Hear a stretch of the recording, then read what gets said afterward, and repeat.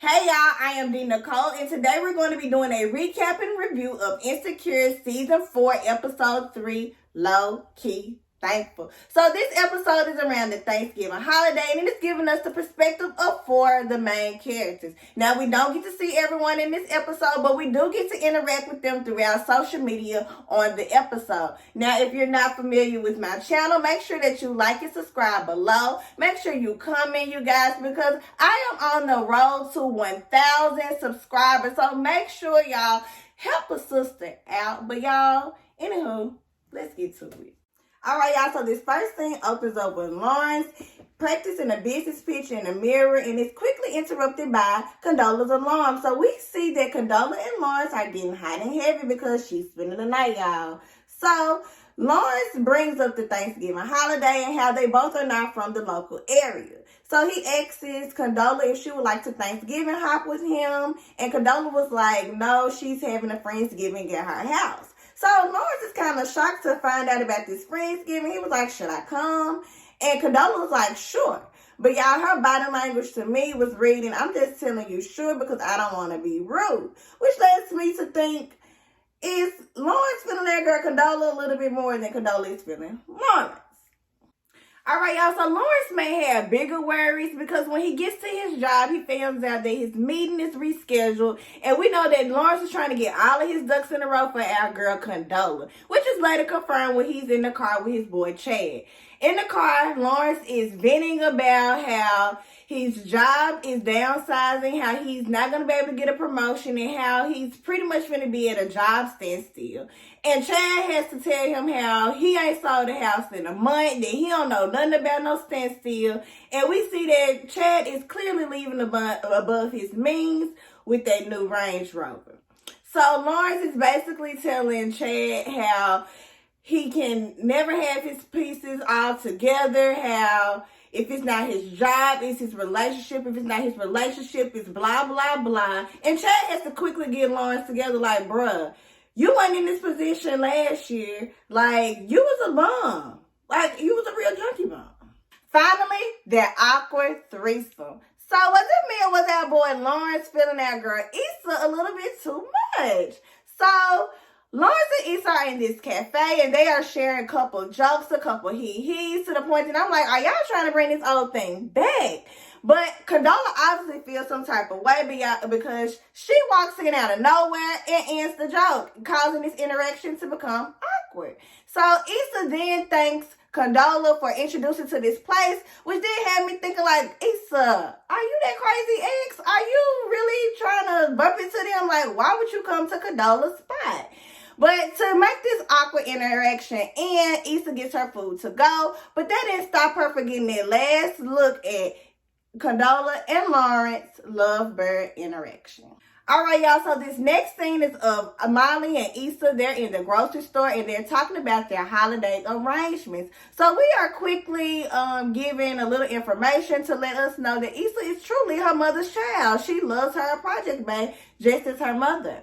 So Molly then tells Issa how her and Andrew are exclusive, how she's thinking about inviting him over to Thanksgiving. And Issa then tells Molly, like, whoa, like, it's only been a couple months, now we're right back to the old you. So now I'm like, Issa, is it you or is it Molly who's immature? Because, I mean, are you afraid of relationships? I'm really confused. So Condola and Lawrence are brought up in the conversation, and Molly basically tries to give fake support, like, oh, I'm so happy for this throuple. But Issa has to quickly get her together, like, I mean, you was just in the throuple with Jerome. And so then Molly, like, at least I'm not smashing for no weed and no toiletries. So now Issa like, dang, you keep coming for me. And she like, I mean, you've been coming for me too. So both of them realize that their friendship has been a little bit off. And so they agree that they're going to have a talk. So the next few scenes paint the point of view of the characters on Thanksgiving Day. So it opens up with Lawrence and Condola in the kitchen getting ready for Condola's Friendsgiving. And y'all, I don't know where this newfound Lawrence come from, but he's buying clothes, he's fixing sinks, he's doing the whole 9 yards to impress Condola and her friends at this Friendsgiving. So meanwhile, we're getting the family dynamic of Molly and her family, but Issa has the most interesting Thanksgiving of them all, because when Issa pops up to her mom's house, there is an ambulance, and the ambulance is rolling her stepdad out. But we get a quick glimpse of her mom. Shout out to Wendy Raquel. And yeah, so she tries to tell Issa them to stay because Stanley family is on the way. But if you like me, if your mama not there at your family outing, you probably gonna dip. So Issa and Jamal, they got on down. Like, what do we stand for? Our mom is not here. All right, so the second half of Thanksgiving, we're back at Condola's, and Lawrence seems to be having a good time. He's been introduced to Condola's friends, and it looks like nothing but good vibes are going on. So then we're back at Molly, and Molly's is showing her mom a picture of Asian Bae, and Mom wants to know why you didn't invite Asian Bae to Thanksgiving. So Molly then questions her and asks her, do she think it's too early, because she had this conversation with Issa, and Molly's mom tries to reassure her that if he for you, baby, nothing is too early. Like, girl, you should have invited us. Don't overthink. So then Issa and Jamal are at Thanksgiving at a Mexican restaurant, and Issa then texts Molly and tells her that, you know, she'll be late for pie. And Molly is quickly irritated, and she responds like, do you, girl? Like, she's sick of it. Like, Issa. Okay, y'all, so we're back at Condola's, and we can tell that Friendsgiving is a success. We seeing all types of conversation going on. Lawrence is him with her friends. So Lawrence asked one of the friend groups when were their wedding going to be, and they tell Lawrence next year, but they don't quite know the location. So Condola then chimes in, and she tells them a possible location, and they like, Condola, girl, you need to plan our wedding. So Condola quickly, you know, shuts it down like, wedding, I don't want no dealings, I don't want to help, I don't want any part of a wedding. So Lawrence is kind of looking at her like, what's the deal with that? So Lawrence notices that Condola's cup is empty, and he excuses himself to the kitchen to fill it up. So it follows Drunk Nikki, and Drunk Nikki basically tells Lawrence that, I mean, he's Condola's boy toy. So now Lawrence is kind of confused on like, yeah, is him and Condola on the same page? What do they even have going?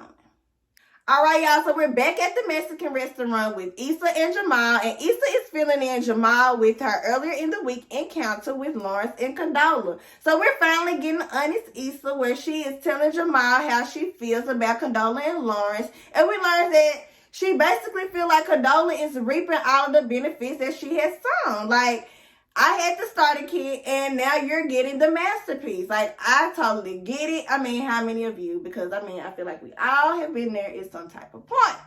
But, anywho, Molly is at the house having a game night, and Molly's attitude is just still so stank to her daddy, to the point that her brother has to tell her, come on, let me holler at you right quick. So Molly's brother has to get her together real quick and let her know, like, Molly, if mama forgave dad, like, you gonna have to, like, he didn't do it to you, he did it to mama. Like, what are you having a stank attitude for and making this a whole awkward situation?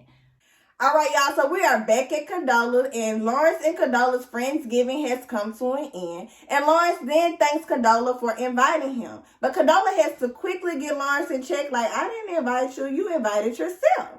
So he's like, you wasn't going to invite me? And she's like, I mean, I don't want to put any pressure to this relationship. So he then tells her that Drunk Nikki was right. So Condola like, what do you mean Drunk Nikki was right? What did she say to you? And so he then basically tells Condola how Drunk Nikki lets him know that he is a sex toy, like a playboy. And so Condola tries to reassure him that, you know, that's not true, that Nikki doesn't know what she's talking about. So Lawrence then asks her if she's still getting over her ex. And Condola's like, where is this coming from? Like, where is it coming from? And so she was like, I mean, are you still getting over your ex? And he was like, I broke up with her. And Condola's like, I mean, you broke up with her because she cheated on you. If she hadn't cheated, would you have broken up with her? So then I'm like, yeah, like, Lawrence, would you have broken up with her? Because, I mean, that is the only reason why you broke up with her is because she cheated. All right, y'all, let's press stop and rewind, and let's go back to last week's reality check when I asked, how often should you have the same page check-in? Because now we see that our boy Lawrence is kind of going through the same thing our girl Molly was going through. Now he's 90 days in this relationship, and he doesn't even know if him and Condola are on the same page. So, y'all, when should we have a same page check-in? Because now it's like people are just going with the flow too much, and they just thinking that they on this page and they ain't on that page. That person back here in this chapter and they up here in that chapter. Like, when are we gonna check in? All right, y'all. So we're back with Issa and Jamal, and Issa is telling Jamal how she's about to go grab some pies with Molly. And so Jamal asks her how her and Molly's relationship is going, and Issa tells him that it's good. They just need to talk. So as soon as Jamal gets out the car, Issa texts Molly and tell her that she won't be able to make it. Now, throughout this episode, we know how important this pie on Thanksgiving is between Molly and Issa. So ironically, while receiving this text from Issa, this pie becomes a peacemaker between Molly and her dad. All right, y'all, so this is the last thing, and we can see that Lawrence and Condola's conversation didn't go as planned because it was no spending the night. So Lawrence is at home scrolling through his Instagram, catching up on the gang's activity on Thanksgiving. And when he gets to Issa's story, he reacts and it leaves us with the 3 little dots of Issa replying. Now, y'all, I like Condola and Lawrence, but y'all know I'm seeing Issa and Lawrence all the way. Now, I don't know. I don't know what to think. This is just too much for me. Like,